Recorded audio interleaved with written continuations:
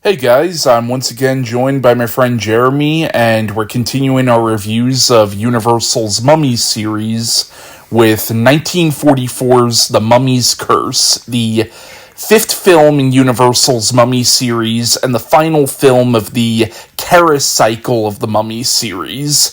Now, I want to point out that this came out in 1944, the same year as the previous film, The Mummy's Ghost. Now, the plot of the movie is it's set 25 years after the events of the previous film, which is hilarious because they both came out the same year, and as we pointed out before, already the previous two films were set 30 years after the events of The Mummy's Hand, setting those movies in the 70s. So if we're doing the math here, and if we're following the timeline, technically this movie is set in the 1990s. But basically in the last movie, the mummy Kharis was going after this girl who turned out to be the reincarnation of the Princess Ananka, and at the end of that movie, he's carrying her off, and she turns into a mummy like him, and they sink into a swamp.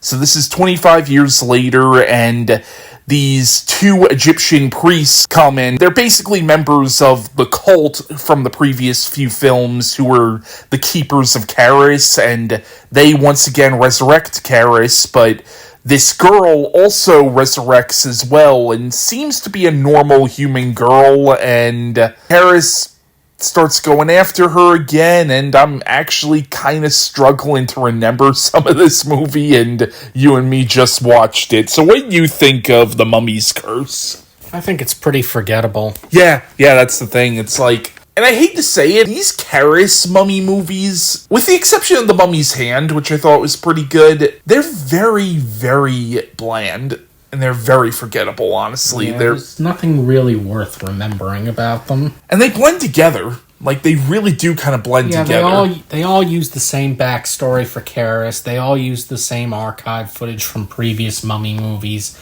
to explain the origin of Kharis. And it's just, it gets tiresome. I'm kind of wondering why they didn't just end it with Mummy's Ghost. Like, Mummy's Ghost would have been a pretty decent conclusion to it all, and even though we just watched these movies and we're reviewing them right now, I know once I put these reviews up, I'm gonna forget about most of these movies, with the exception of the original The Mummy with Boris Karloff, and even The Mummy's Hand, which was pretty decent. The other ones, yeah, they're just in one ear out the other for me. Yeah, me too. I will say the scene where you see the girl who's the reincarnation of the Princess Ananka resurrecting, like she's rising out of the mud, that was actually relatively creepy. Yeah, I would agree with that. It was.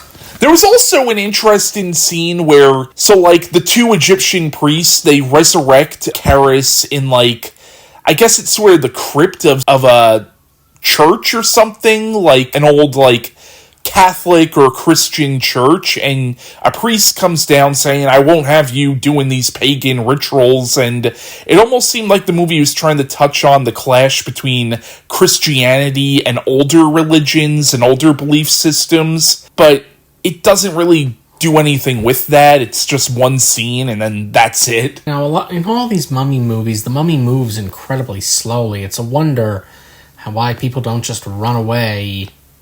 I mean, he's walking so slowly.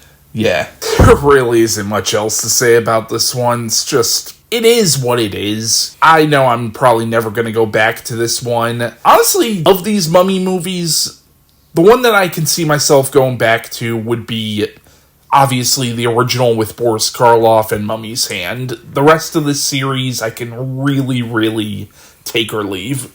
Yeah, me too. Well, that was our review of The Mummy's Curse, and our next movie review will be on Abbott and Costello, Meet the Mummy.